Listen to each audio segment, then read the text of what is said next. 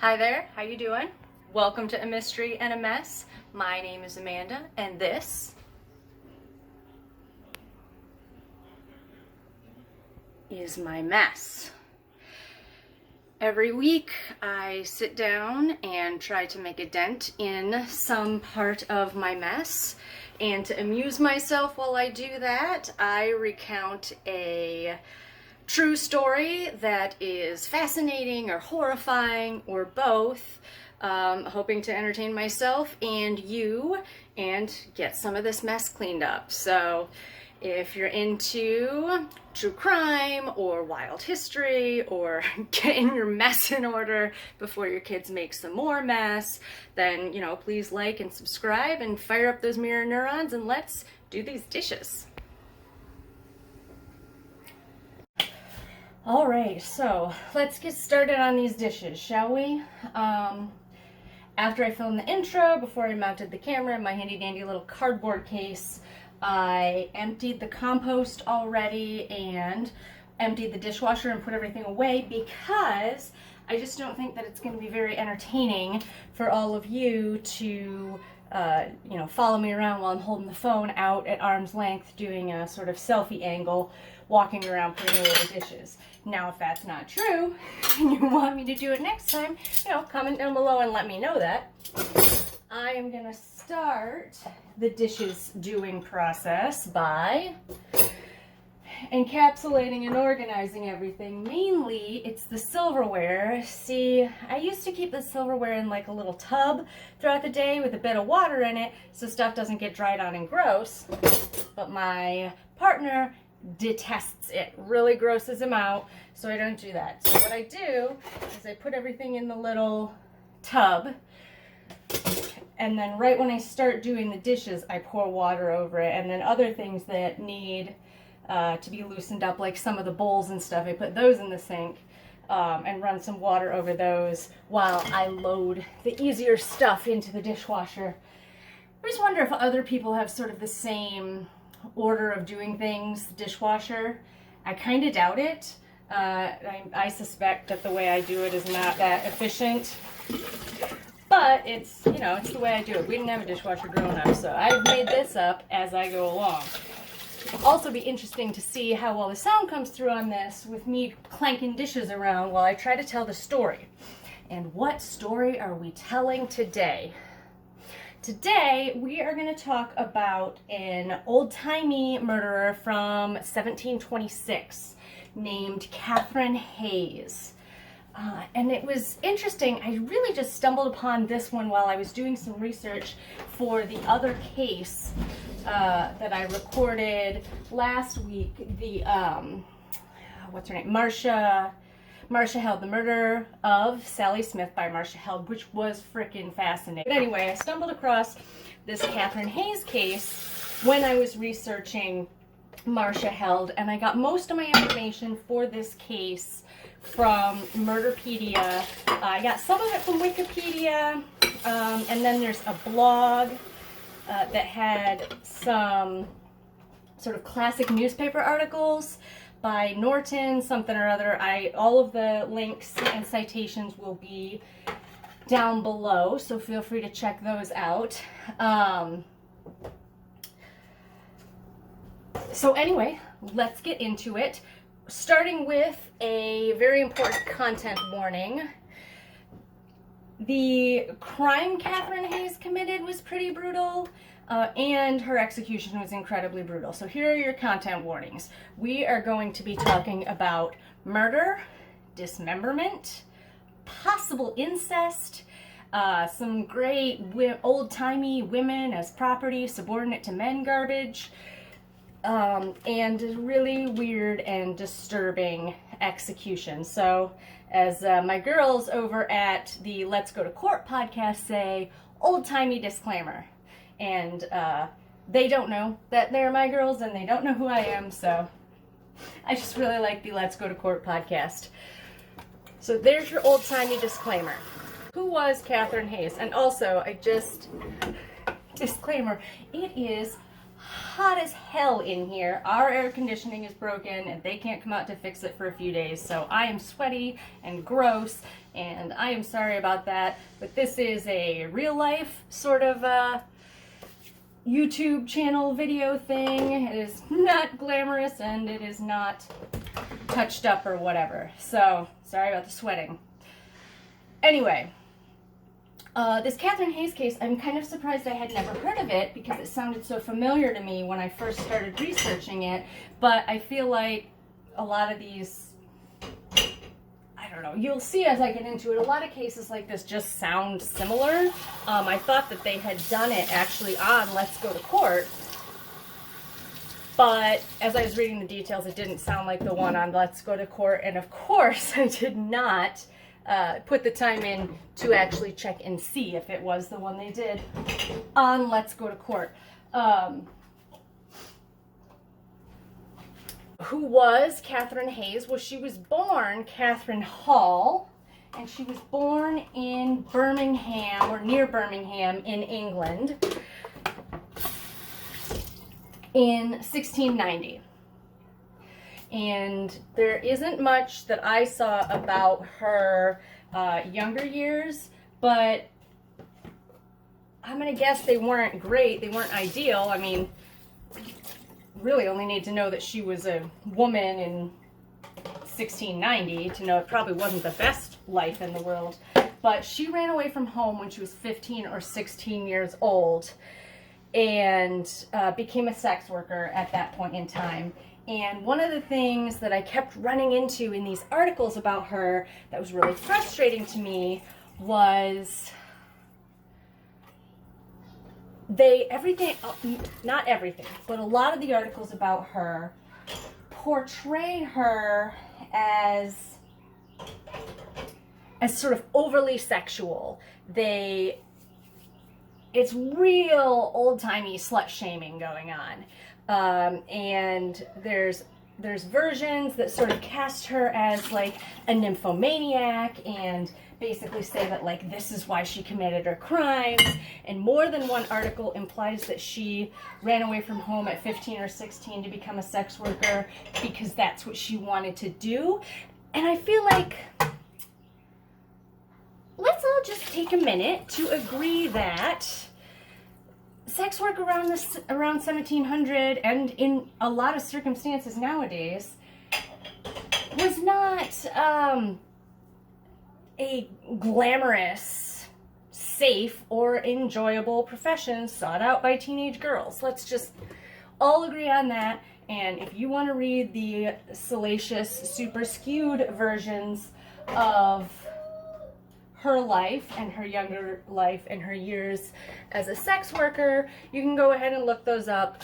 They are, several of them are in the articles that I cite down below. But anyway, so she left home 15 or 16, became a sex worker, and then, goodness, my kids are outside having a water balloon fight and screaming at each other.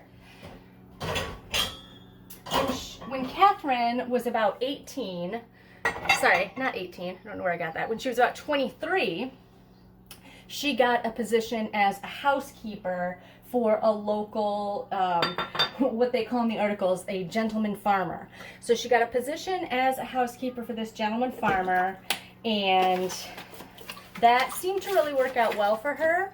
The farmer's last name was Hayes, and he had 2 sons. And soon, Katherine and one of the sons named John, who was 21 at the time, they fell in love, and they actually ran off and got married in secret in 1713.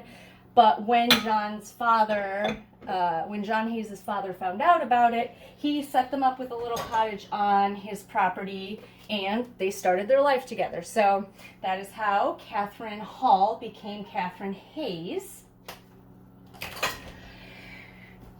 After some years, in about 1719, the couple moved to London and opened a shop in or near Tyburn. I don't know if any of you out there are fans of the Rivers of London series. I freaking love those books. If you haven't heard of them, Rivers of London by Ben Aronovich. Don't let the weirdly Americanized covers of the first couple throw you off. They're really excellent books about a detective named Peter Grant. Anyway, some really nice little supernatural history snippets about Tyburn and the hanging tree at Tyburn in those books. So whenever I hear Tyburn, I think of Rivers of London. Anyway, so that's where they went, and that's where they set up their shop. And I'm getting distracted by my dishes here because I generally put the plastic stuff and the cups and mugs on top. I'm really surprised I don't have more cups and mugs. So I guess I'm going to switch and put some bowls on top now. Anyway. Oh. Made some veggie lasagna. And this is definitely going to need to soak a little bit before I take care of it at the end of the dishes doing time. So, Katherine and John Hayes moved to London in 1719, settled down in or near Tyburn. John has a shop, and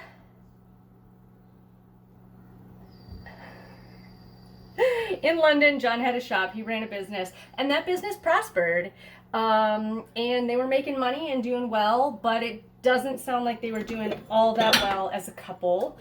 And there were definitely some fights and stuff, but they stayed married because it was the 1700s and kind of what you did most of the time.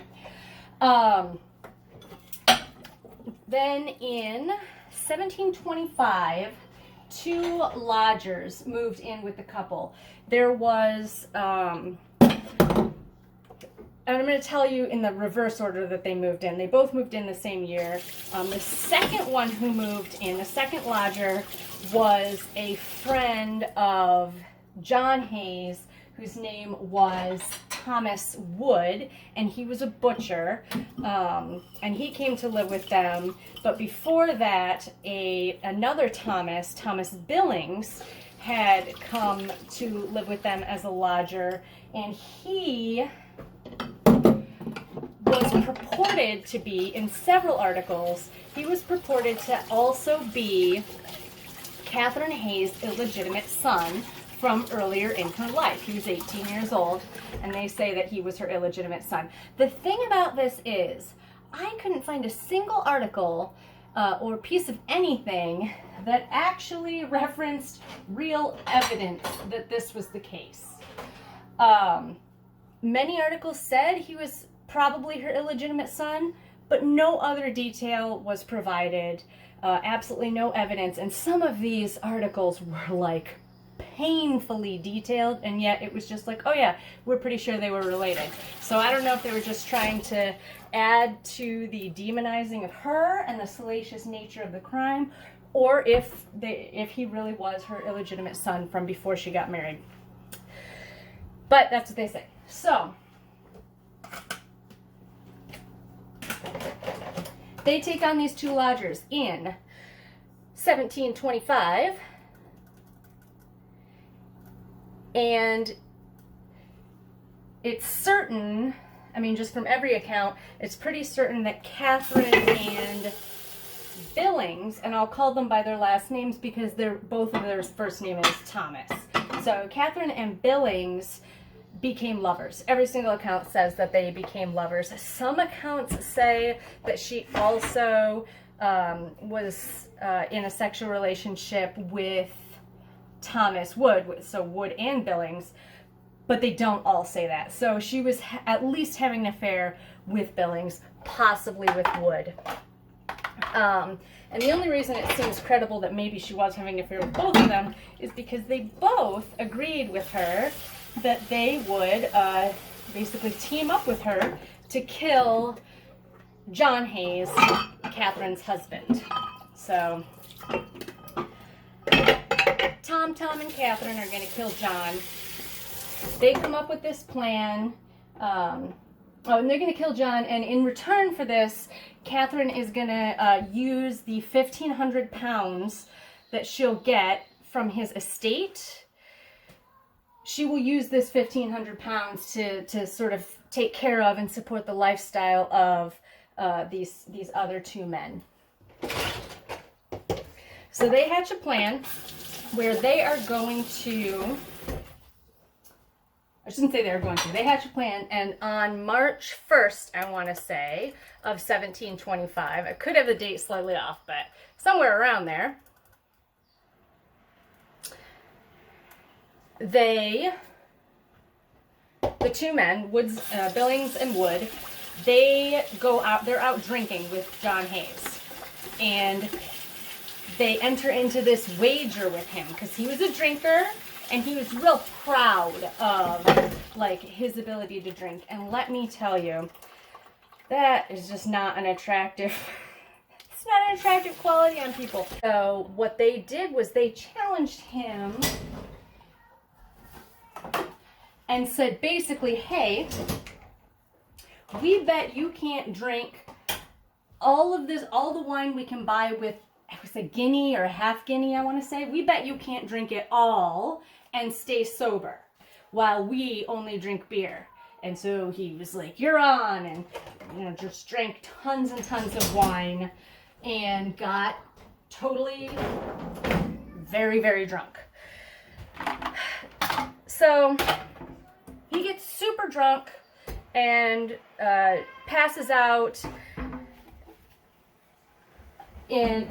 goes to bed in the house, is unconscious. At this point in time, la la la,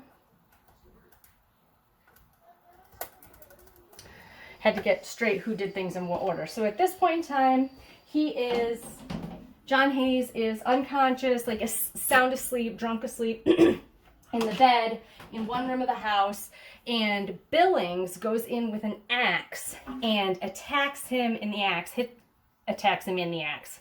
So Billings goes into where John Hayes is passed out and hits him in the head with an axe.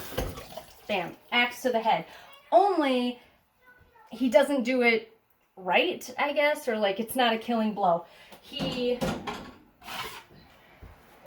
So John Hayes wakes up and screams really loud, possibly a bit of a struggle, and I mean, reasonably so. He screams really loud, there's possibly a bit of a struggle, and then Wood comes in and takes the axe and finishes off John Hayes. And because of the screaming, the upstairs neighbor, a woman named Mrs. Springate, she comes down and knocks on the door and asks, like, hey, what's going on? We heard screaming.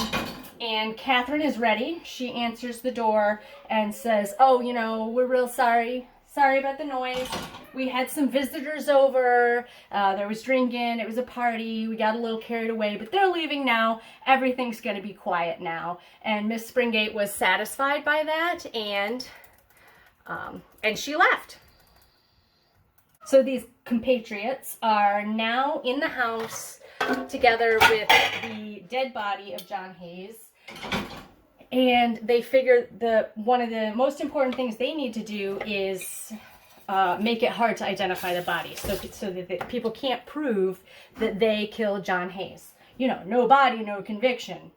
So they decide they're going to cut off his head and dispose of his head in order to make him impossible to identify. So they cut off his head, and the two Toms take his head and throw it in the Thames. But they run into some problems trying to do this. And ultimately what happens is they threw it off a wharf or something, and they thought they had thrown it in the Thames. I mean, they had, but what they didn't realize is that it was low tide. And so the head landed on some things say a sandbar, some things say a dock, but basically it didn't sink in the Thames, and it wasn't really gone. So then the next day they need to get rid of the body, and they decide that they're going to buy a box, like a trunk, and put the body in that, and then get rid of the trunk. So they get the box, and he doesn't fit. So Wood, the butcher, dismembers the body, takes it apart so they can fit it into the trunk. But then they still can't get rid of it that way because for some reason they can't carry the trunk. I mean, that's what the article said, like that they couldn't carry the trunk. But that seems silly to me. I'm wondering if like there was too much blood or something. I don't know. I wasn't there. One way or the other, the trunk plan, the box plan didn't work. So they just wrapped bundles of his limbs up in like blankets and sheets. And again, the two Thomases took it, and this time they took it to a different place, to like a nearby park, and they dumped the body parts wrapped in blankets into a pond.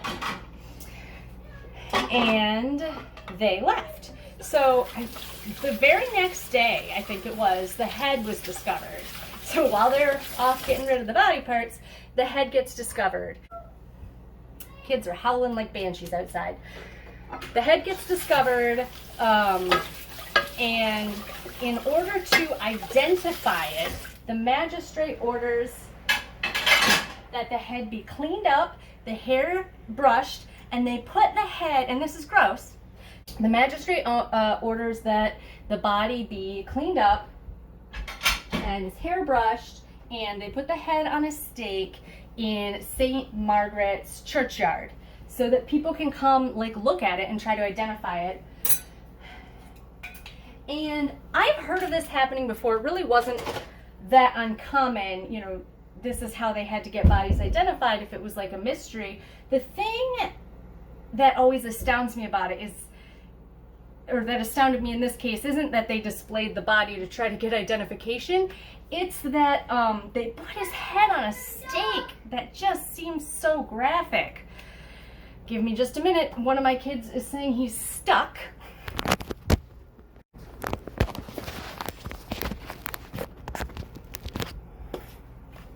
So, also, kids in the background disclaimer.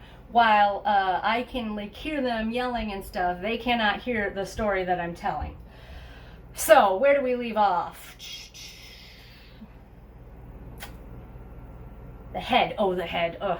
So, the head is found. They put it on a stake in St. Mary's churchyard, which is gross because it's on a stake. And I get that they need to find him, but like, there's got to be a nicer way to present that. Anyway, a lot of people take a look at the head, and a number of people say that it looks like John Hayes. But a lot of people say that it looks like John Hayes, but both Katherine and Thomas Billings sort of are making excuses for why he's not around. They're saying it's not his head.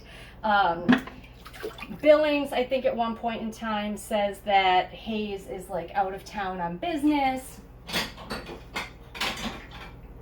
Katherine at first also goes with the he's out of town on business story, but then when one of John's like business associates basically calls her on it and says that's not, that's not the case, and he was going to meet with me, then she tells this story of how she says her husband John, had gotten in a fight with this other man and had killed this other guy, and they had gotten rid of the body, and then John fled. So he had accidentally committed a murder, and then he had fled town and was in hiding, and that's why no one could find him. And so then someone, I don't know who, someone asked her, okay, well then is the head that is in town, is that the head of the guy that John Hayes killed? And she says, no, we buried that guy whole. He's somewhere, he's buried whole. And I guess people buy this for a little while, but not all that long. And then pretty shortly after the head is displayed and everything. Katherine and her lodgers, one second, dishwasher disposal. So then, pretty shortly after the head is discovered, Katherine and the two Toms, they move to a different apartment, and they take actually Mrs. Springate, the woman who lives above them and who had the other lodger in the house, who had heard the murder that night, even though she thought what she had heard was a loud party. Katherine also takes her with them when they move to a new place, and I saw really no explanation of why they took her. Ultimately, she's not involved, but they took her with them, and Katherine paid off the rest of that woman's lease, Mrs. Springate, so that she could go with them and continue to live in the same building. So they move to a different apartment, and then Katherine sets about starting to collect debts that people owe to her husband.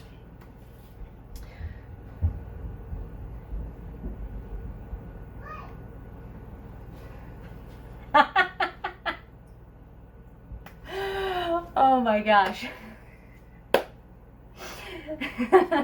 So my partner has gotten into my notes and written something wildly inappropriate that he is very lucky I did not just read out loud. I was really confused by that.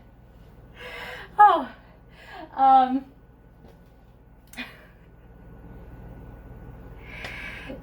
so I have no idea what I was talking about. Let me see. Katherine and her lodgers are living elsewhere. Eventually, though, they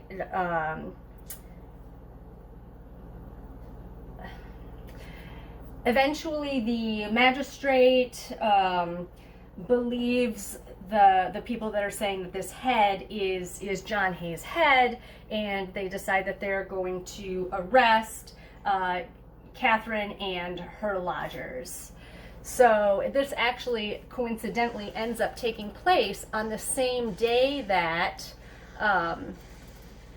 goodness, they decide they're going to arrest Katherine and her lodgers, and this coincidentally ends up taking place on the same day that the rest of John Hayes' body is discovered.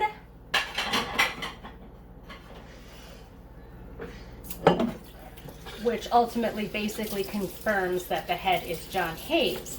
So the police go to Katherine's home, and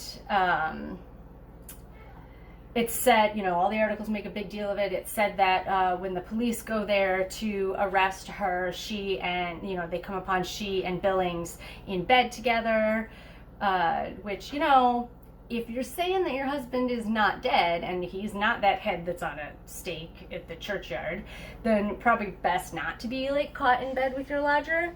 But anyway, so those two are arrested, but Wood is out of town at the time. So they arrest Katherine and Billings, and they also arrest Mrs. Springate, but she ends up getting released pretty quickly thereafter.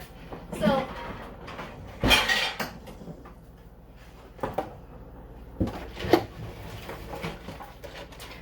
dump the silverware here.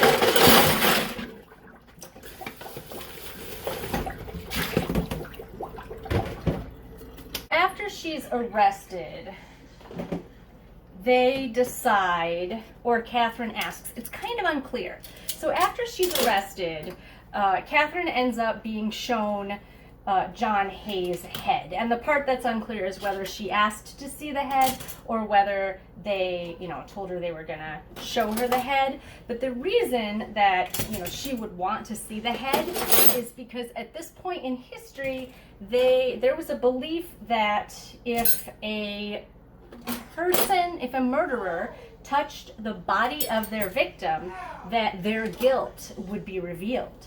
And Katherine was confident that since she wasn't the one who had done any of the axe blows, that she could touch John Hayes' head and body, his dead body, and not be revealed as the killer. So she thought that this was going to be like, this was going to exonerate her.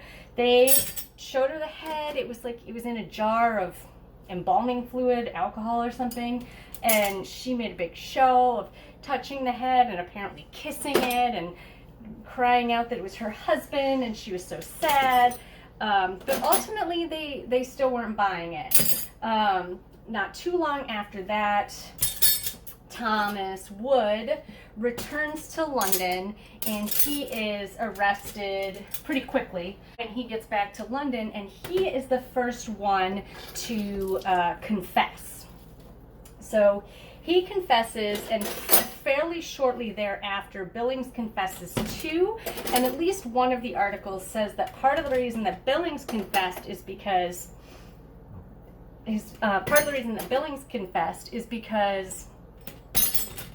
Katherine found out that Wood had confessed and got a message to Billings telling him that, you know, like, the jig is up, you need to confess so that they will go easy on us. But guess who didn't confess during this time? Good old Katherine Hayes. So Billings and Wood both confessed, told basically the same story, and were sentenced to death and gibbeting, which is gross, and basically, like, you've heard of hung, drawn, and quartered. It looks like being hung but also gutted. It's awful. Katherine goes to trial where she pleads not guilty, claims that she is innocent, but the court is not having it, especially after these confessions and sort of matching stories and her behavior after the trial. They're convinced that she is guilty, and she's found guilty of petty treason and is given the sentence that goes with this crime. So, brief legal history break.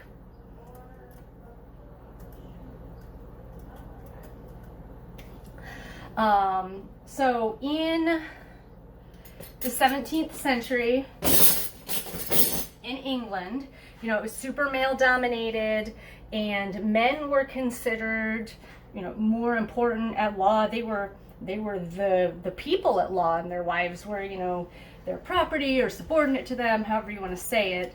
But because of that, if a woman was found guilty of murdering her husband, it was much more serious than, as some of the articles put it, mere murder. This was considered treason, and it was treason as defined by the Treason Act of 1351. Basically, petty treason was any instance where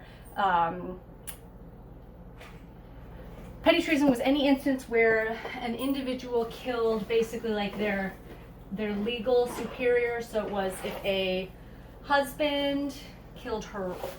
No, that's wrong. If only it were that even. If a wife murdered her husband, it was petty treason. Also, if a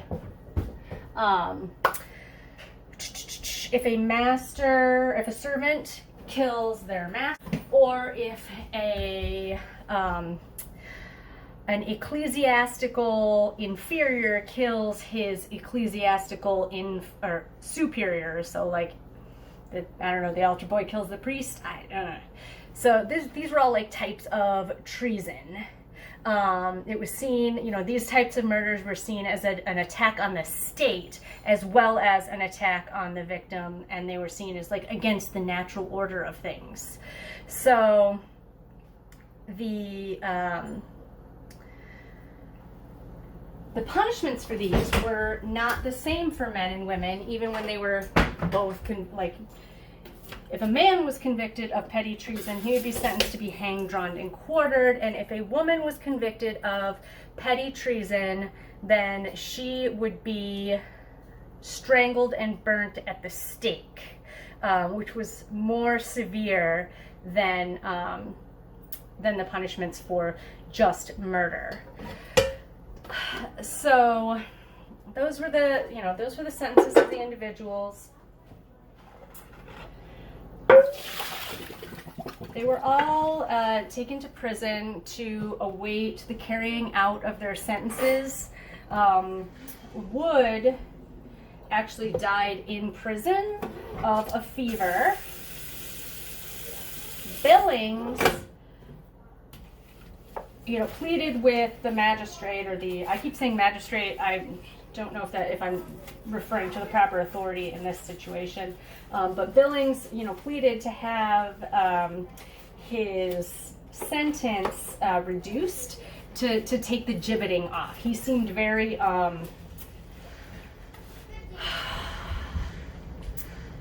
very remorseful. That's the word. Good heavens. So he seemed very remorseful. He expressed, that his crime was terrible, that he deserved to be hanged, and that he would gladly accept his sentence. But, please don't do the gibbeting, because, ouch. But his request was not granted. His sentence was left the same as it had been. And Katherine Hayes attempted to get clemency or appeal her sentence. Basically, she claimed that because she had not been involved in the actual use of the axe, she did not strike any blows against John Hayes during his murder. She claimed that because of that, she could not be found guilty of murder. She couldn't be convicted of petty treason because she hadn't done the act. And the court, near as I can tell, and it's sort of odd finding, but I guess, 1700s, they basically said, we already found you guilty of that, so that's what you're guilty of. So on May 9th, On May 9th, 1726, this shelf, this is going to be one of our cleaning projects. This thing really needs to be cleaned and organized because it is bad and needs to be organized, but not today. On May 9th, 1726, Wood is, again, already dead because he died of a fever in jail. Thomas, Billings, and Katherine Hayes were executed, and this gets a little gruesome, the way the executions take place. I mean, Billings was executed just the way they said they were going to. He was taken in a cart to Tyburn. 1 second while I get this washcloth ready here. Billings was taken to in a cart to Tyburn, where he was gibbeted, and then they hung them and drove the cart out from beneath them because there were other men being hanged at the same time. And then, so Katherine was executed on the same day, but the way they did her execution, so she did not get to ride in a cart to Tyburn. She was tied to a sledge and dragged behind a horse to get to Tyburn for the execution.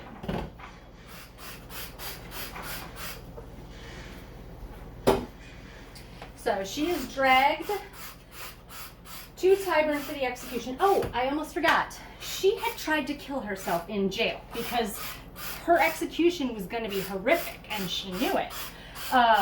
She had tried to poison herself in jail, but from what I can tell, it sounds like her cellmate basically caught her or ratted her out, and so she failed. She wasn't able to poison herself prison, which I gotta say, her crime was awful, but like, that sucks, because you want to talk about cruel and unusual punishment. This execution, by the way, an additional gruesomeness warning, because this is bad. So they dragged her there.